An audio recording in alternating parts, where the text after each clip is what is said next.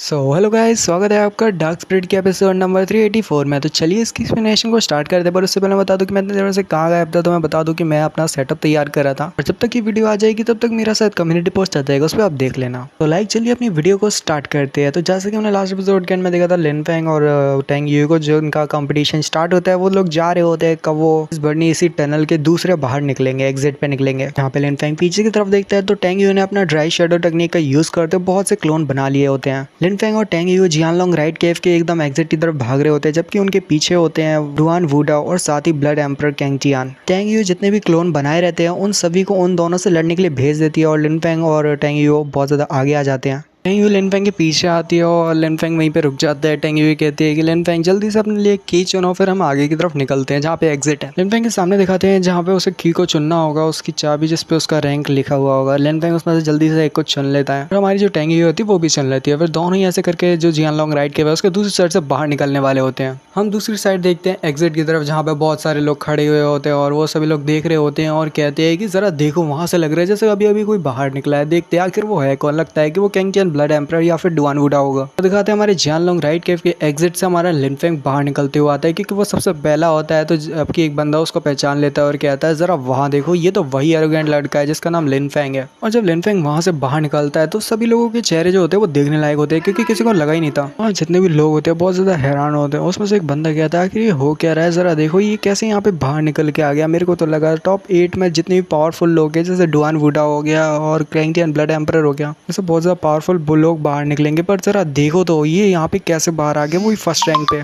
कि कंपटीशन को होस्ट करने वाले हमारे जू चैंग भी यहाँ पे बहुत ज़्यादा हैरान होते हैं और कहते हैं ये बंदा मेरे को लगा था कि ये बहुत ज़्यादा जीनियस है और ये आ सकता है। और अगर ये यहाँ तक है तो इसका मतलब जियाओ जेंग ब्रिज के ऊपर भी इसने बहुत ज़्यादा अच्छा प्रदर्शन किया है, तभी जाके यहाँ तक पहुँचा है। इसका मतलब ये लड़का इतना ज़्यादा जीनियस है कि सबसे पहले यही बाहर निकला है, सारे मुश्किलों को हल मतलब पार करते हुए सभी से निपटते हुए यहाँ तक पहुँचा है। क्योंकि हमारा लिन फेंग जो होता है वो थोड़ा सा बाहर निकलता है एग्जिट के और फिर यहाँ पे कहता है पीछे मुड़ते हुए टनल की तरफ देखते हुए कि हमारे जो टैंग यू है उसने भी बहुत ज्यादा अपनी एनर्जी को वेस्ट किया मेरे को बचाने के लिए। यहाँ पे अपने बहुत सारे क्लोन बनाए हैं जिसकी वजह से उसकी भी बहुत ज्यादा एनर्जी यहाँ पे कम हो चुकी है और उसको भी बहुत ज्यादा इंजरी हो चुकी है। लगता है वो ठीक होगी। जबकि देखने वाले लोग फिर से देखने लगते हैं और कहते हैं जरा वहाँ देखो। देख के लगता है जैसे कोई एक और बंदा यहाँ से बाहर निकलने वाला है। फिर वो और ध्यान से देखते हैं और कहते हैं ये तो एक लड़की है। दूसरा बंदा कहता है आखिर यहाँ पे चल क्या रहा है, आखिर इस नई कॉम्पिटिशन में हो क्या रहा है, जरा देखो 8 स्ट्रॉन्ग पीपल के बजाय यहाँ पे कौन से लोग बाहर निकल रहे हैं। हमारा जो लिन फेंग होता है वो टैंग यू की तरफ देखता है और टैंग यू से कहता है कि टैंग यू जरा बताओ तुम्हारी इंजरी कैसी है, क्या तुम ठीक हो। टैंग यू काफी ज्यादा इंजर्ड होती है और कहती है कि नहीं ज्यादा नहीं, मैं बिल्कुल ठीक हूँ। लिन फेंग उसका शुक्रिया करता है क्योंकि टैंग यू ने उसकी इतनी ज्यादा मदद की है, तभी जाके लिन फेंग यहाँ पे फर्स्ट रैंक पे बाहर निकला है, वरना वो निकल नहीं पाता। लिन फेंग मन में कहता है अगर टैंग यू नहीं होती उस समय तो मैं 9th वाले पर्सन से शायद हार चुका होता और मैं सबसे ज्यादा लास्ट में बाहर निकलता। टैंग यू ने सही मौके पे आते हुए मेरी यहाँ पे जान बचा ली। उस 9th पर्सन वाले लड़के को यहाँ पे मतलब जो ब्लॉकेज था जो 9th लेवल पे था यानवू रिलम के, जब लिन फेंग से फाइट हो रही थी तो टैंग यू ने सही वक्त पे आके लिन फेंग की जान बचा दी, जिससे लिन फेंग यहाँ तक पहुंच पाया है। और टैंग यू ने डुआन वुडा और कैंगटियान ब्लड एम्पर को भी रोकने में बहुत ज्यादा मदद की है लिन फेंग की। लिन फेंग कहता है आज मैं यहाँ पे सबसे पहले टनल से बाहर आ पाया हूँ तो वो सिर्फ टैंग यू की वजह से ही है। अगर मैं यहाँ से बाहर नहीं आ पाता तो पता नहीं शायद मैं लास्ट में आता। लिन फेंग कहता है कि वहाँ पे 2 कीज थी, फर्स्ट एंड सेकंड रैंक की, मतलब वहाँ पे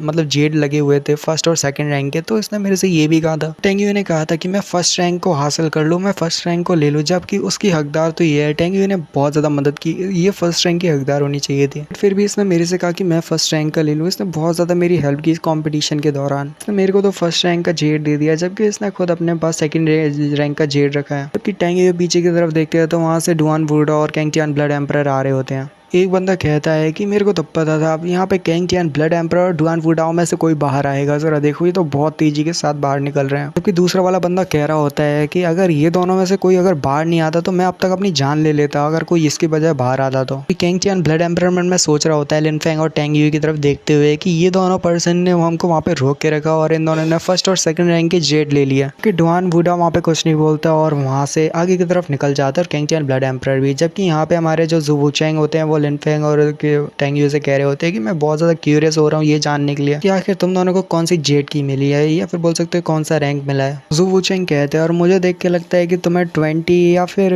31 तो मिली होगी। नहीं, जू वूचेंग को क्या हो जाता है, वो लिनफेंग से ही सवाल करते हैं और उन्हें लगता है कि लिनफेंग को 31 या फिर 20 की जेट की मिली है। जबकि लिनफेंग का चेहरा भी देखने लायक होता है। लिनफेंग बहुत ज़्यादा हैरान होता है और कहता है कि आखिर इनको क्या हो गया सीनियर को। लिनफेंग अपना सोच रहा होता है बिना टेंग यू के साथ मैं 9th लेवल के जो पर्सन था उसको मैं आराम से नहीं हरा सकता, मेरे लिए बहुत ज़्यादा मुश्किल हो रही थी, हो सकता था कि मैं वहाँ पे मारा जाऊँ। टेंग यू ने सही वक्त पे आते मेरी जान बचा ली और मैं यहाँ पे इतनी जल्दी बाहर निकला और हमारे सीनियर कह रहे हैं कि मैं यहाँ पे 11th या फिर 31 की रैंकिंग जेट की मिली होगी मुझे। आखिर ये क्या बात कर रहे हैं? क्योंकि जू वूचेंग फिर कहते हैं लिनफेंग का एक्सप्रेशन देखते हुए कि अच्छा तो लगता है तुम्हारे चेहरे को देख के कि शायद तुम्हें इससे भी ज़्यादा मतलब हायर लेवल की मिली होगी, तो शायद तुम्हें 11th रैंक की जेट की मिली होगी। जबकि जब सारे लोग सुनते हैं कि लिनफेंग को 11th रैंक की जेट की मिली है, जबकि उन्होंने देखा भी नहीं होता और वो बात करना शुरू कर देते हैं कि लिनफेंग को देखो ज़रा ये 11th रैंक की जेट की मिली है। लोग लिनफेंग के ऊपर हंस रहे होते हैं और कहते हैं कि देख के लगा ही था कि लिनफेंग के पास ज़्यादा कोई पावर तो है नहीं, वो बस ज़्यादा ही एटीट्यूड में रहता है और काफ़ी ज़्यादा शो ऑफ करता है, पर उसके पास पावर तो है नहीं और वो यहाँ पे लक की वजह से फर्स्ट रैंक पे बाहर निकला है। लिनफेंग और टेंग यू दोनों वहाँ पे हंसने लगते हैं और हमारे उनके सामने खड़े होते हैं जू वूचेंग। तो लिनफेंग कहता है ठीक है तो सीनियर आप ये देख लो कि आप अपने खुद से देख लो कि मेरे को कौन सी रैंक की जेट की मिली है। लिनफेंग अपने पास अपनी जेट की निकालता है जो कि फर्स्ट रैंक की होती है।